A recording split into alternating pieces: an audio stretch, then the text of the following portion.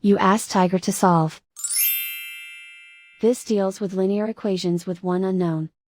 The final result is x equals -17. Let's solve it step by step. Group all constants on the right side of the equation. Add 60 to both sides. Simplify the arithmetic.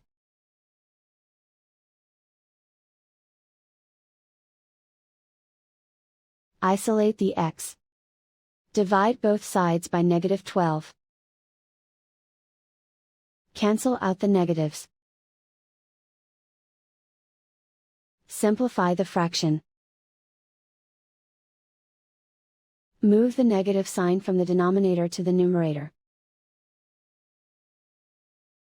Find the greatest common factor of the numerator and denominator. Factor out and cancel the greatest common factor.